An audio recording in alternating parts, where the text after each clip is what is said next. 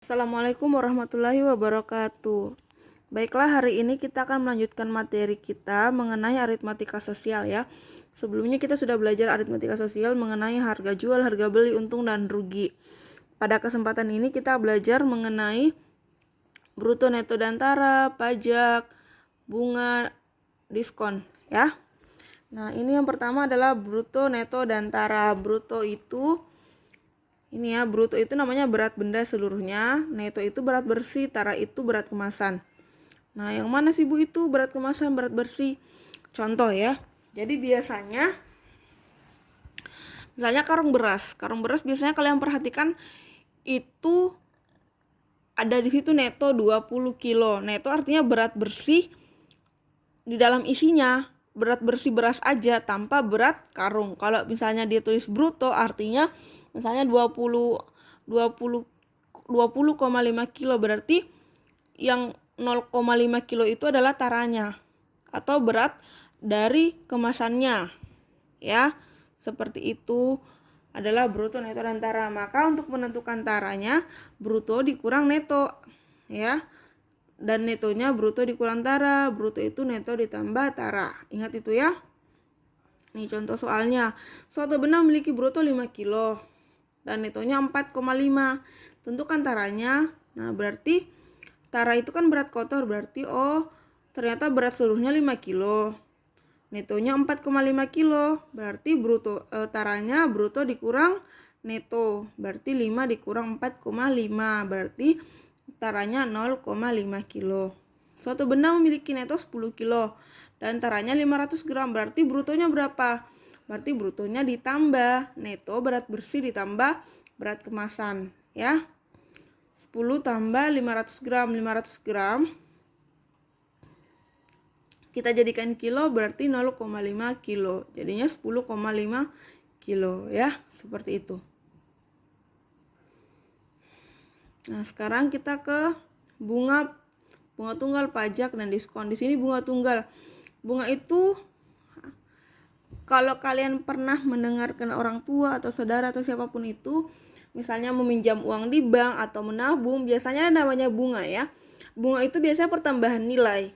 Jadi misalnya nih, kamu nanti menabung, misalnya suatu saat kamu menabung 100.000 di bank untuk beberapa waktu lama. Nah, itu akan berbunga. Nah, bunganya itu tergantung dari berapa kesepakatan dengan si tempatmu menabung atau banknya ya. Begitupun dengan kalau kita pinjam uang di bank. Misalnya kita pinjam uang di bank 100.000, tidak mungkin kita hanya mengembalikan itu 100.000 juga, karena nanti ada bunganya. Jumlah bunganya apakah nanti jadinya 110.000, 120.000 itu berdasarkan persen bunga yang ditentukan oleh banknya ya. Kurang lebih seperti itu. Nah, di sini ada rumus ya. B ini adalah besarnya bunga. B kecilnya itu presentasi bunga dikali dengan M modal. Ya. Kemudian ini kalau dia per tahun. Kalau misalnya mau menentukan bunga dalam jumlah bulan, tinggal kita kali 1/12 karena 1 tahun itu sama dengan 12. Contoh nih. Kita punya pinjam uang di bank 1 juta. Nah, si bank itu menentukan bunganya 20%. Nah, begini ya contoh sederhananya ya. Jadi bunganya misalnya 20%. Nah, kemudian kita pinjamnya itu 10 juta misalnya. Nah, berarti besar bunga 20% dikali dengan 10 juta. Ini bunga per tahun ya. Bunga dalam 1 tahun ya. Berarti 20%, gimana cara menyelesaikannya Bu? Berarti ini kan 20% itu kan 20/100 ya. Dikali 10 juta. Nah, kita tinggal coret-coret nolnya. 0, habis. Tinggal berapa nolnya? 1, 2, 3, 4, 5. Berarti kali 2 berarti nolnya jadi 1, 2, 3, 4, 5, 6 ya. Nah, ternyata bunga dalam 1 tahun itu 2 juta. Ya, berarti Kalau kita pinjamnya 1 tahun, 10 juta ini kita kembalikannya dalam 1 tahun itu harus jumlahnya 12 juta. Nah, mengembalikannya tergantung dari perjanjian, apakah dicicil per bulan, per 3 bulan, atau seterusnya ya. Itu contoh sederhananya. Nah, ini kemudian ada angsuran. Angsuran itu yang mengembalikan pinjaman ya. Yang seperti ibu tadi, bahwa misalnya uangnya 10 juta kita pinjam, kemudian kita pinjam selama setahun, bunganya dalam setahun itu 2 juta, berarti yang kita kembalikan 10 juta tambah 2 juta berarti 12 juta. Kalau kita cicil selama 1 tahun berarti 10 juta ya, kita pinjaman semula 10 juta, bunganya 2 juta berarti 12 juta dibagi lama pelunasan 1 tahun misalnya ya, berarti 12 bulan berarti 12 juta dibagi 12 bulan berarti 1 juta per bulan. Seperti itu kan? Jadi ini tadi kan modal awalnya ya, berarti angsuran. Nah, tadi kan 10 juta. Nah, modal pinjaman semulanya 10 juta, kemudian dia bunganya 2 juta. Berarti dibagi 12 bulan karena dia pinjamnya misalnya setahun. Berarti ini 10 juta tambah 2 juta 12 juta ya. Nah, 12 juta dibagi 12 berarti dalam per bulannya itu 1 juta gitu ya.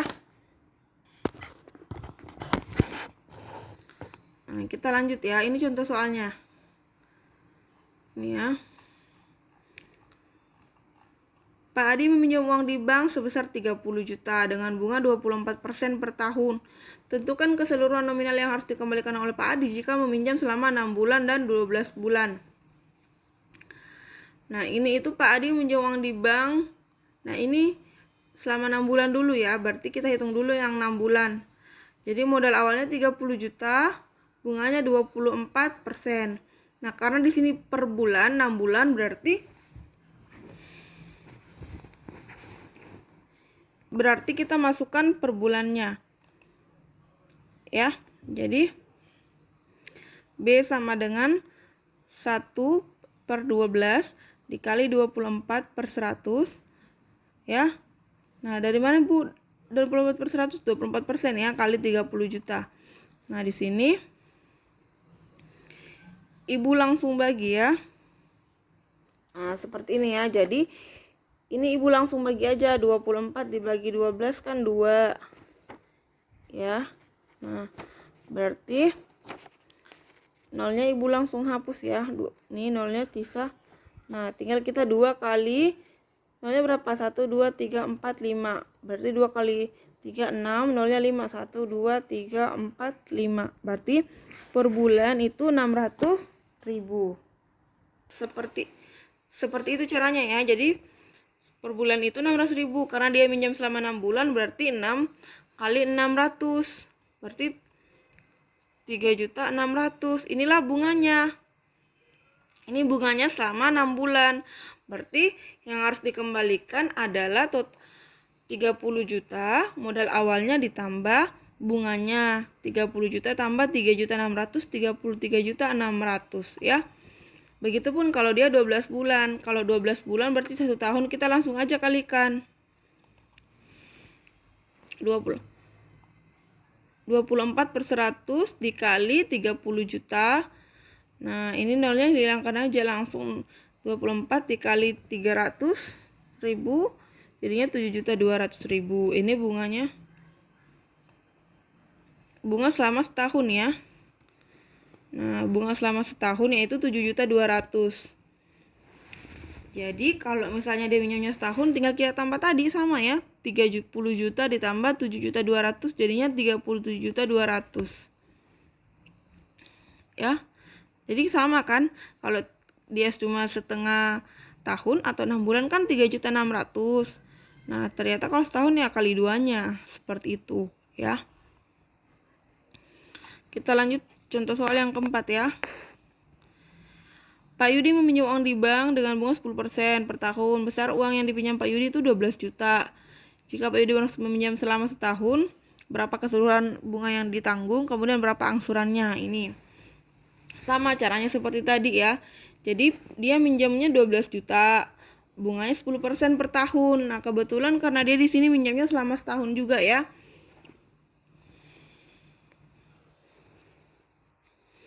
Kebetulan di sini dia minjamnya setahun. Jadi tinggal kita cari nih bunganya berapa sih? Berarti 10% dari 12 juta itu 10 per 100 dikali 12 juta sama dengan ini ya 10 kali, nah ini kan sisa 5 ya, 10 kali 120.000 sama dengan 1.200.000 ya. Ini bunganya selama 1 tahun 1.200.000. Berarti karena dia pinjam setahun berarti bunganya 1.200.000. Berarti total angsurannya berapa? Angsurannya tinggal kita tambah tadi, 12 juta ditambah 1.200.000 dibagi 12. 12 juta ditambah 1.200.000 itu 13.200.000 dibagi 12. Ya, jadinya 1.100.000. Inilah angsuran per bulan. Soal yang kelima ya. Pak Bagus meminjam uang di bank sebesar 2 juta, mengangsur pinjaman tersebut selama nominalnya 200.000 per bulan selama 1 tahun. Tentukan presentasi bunga per tahun yang disyaratkan oleh bank. Nah, ini kebalikannya ya, kita cari persennya. Jadi si Bapak Bagusnya ini minjam uang 2 juta. Dia mengangsur selama 200.000 per bulan selama 1 tahun. Berarti dia kan minjam 2 juta. Dia angsurnya 200.000 per bulan. Nah, berarti kalau setahun total yang dibayar itu adalah 2.400.000 ya. 200.000 dikali. Nah, sedangkan dia kan cuma minjam 2 juta. Dikembalikannya 2.400.000, berarti 400.000 ini adalah bunganya. Nah, kalau bunganya 400.000 itu berapa persennya? Jadi caranya presentasi bunganya 400.000 dibagi dengan awal pinjaman awalnya ya, 400.000 per 2 juta. Ini ibu sederhanakan, nolnya ibu hilangkan, ini nolnya 5 hilang, nolnya 5 hilang, jadi 4 per 20 sama dengan 0,2%, jadinya 20%. Ya, seperti itu ya. Jadi ditentukan dulu ini jumlahnya ya. Totalnya ini kan 200.000 per bulan. Ibu ulang ya, 200.000 per bulan berarti setahun itu kan 12 bulan. Berarti total yang dibayar selama setahun itu 200.000 dikali 12. Jadinya 2.400.000. Tadi dia cuma minjam 2 juta, berarti dia lebih 400. Nah, 400.000 itu adalah bunganya. Nah, kalau bunganya 400.000, kita bagaimana menentukan persennya? Jadi presentasi persennya itu 400.000 tadi dibagi 2 juta. Dapatlah 0,2 sama dengan 20% ya. Nah, kita lanjut. Kita lanjut tentang diskon dan pajak ya. Nah, sudah sering dengar kata diskon kan? Diskon itu pengurangan harga ya. Jadi misalnya kamu ke toko mau beli baju nih. Tiba-tiba lihat, oh diskon 50%. Nah, biasanya kan yang hafal itu 50%. Kalau harganya 100.000, diskon 50% berarti tinggal 50.000. Tinggal kita bagi dua harganya. Yang misalnya harganya harganya 100.000, diskon 70%, berarti harganya 30.000. Nah, kenapa bisa 30.000? Misalnya harga bajunya 150.000, diskon 5%. Nah, berapa itu? Nah, ya.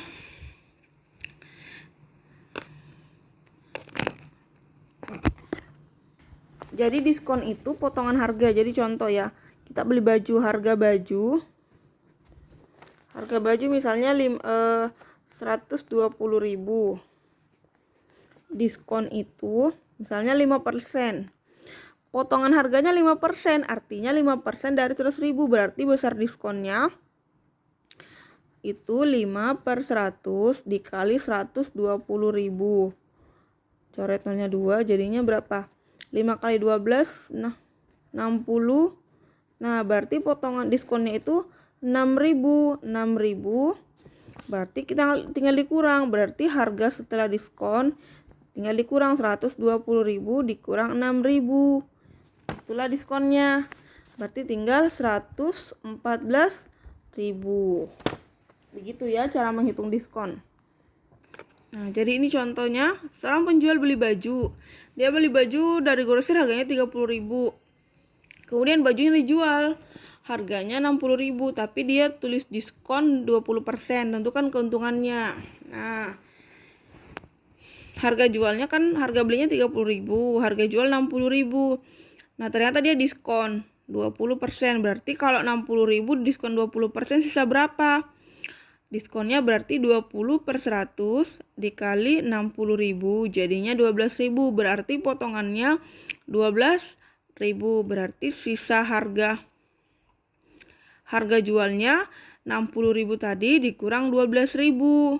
Jadinya sisa harga jual itu 48.000 ya setelah diskon. Jadi kalau bajunya laku, berapa untungnya? Berarti 48.000 dikurang 30.000 sama dengan 18.000 ya.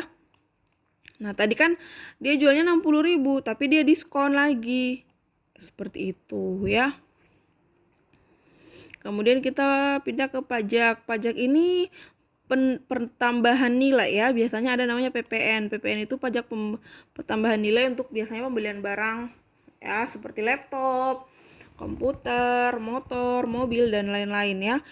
Jadi misalnya pajak kita beli laptop harganya 6 juta dan dia kena pajak, berarti yang harus dibayar itu bukan cuma 6 juta tapi ada pajak pertambahan nilai PPN-nya 10% biasanya. Artinya 10% dari 6 juta itu. Ini contohnya ya. Pak Iqbal membeli laptop harganya 4 juta tanpa pajak.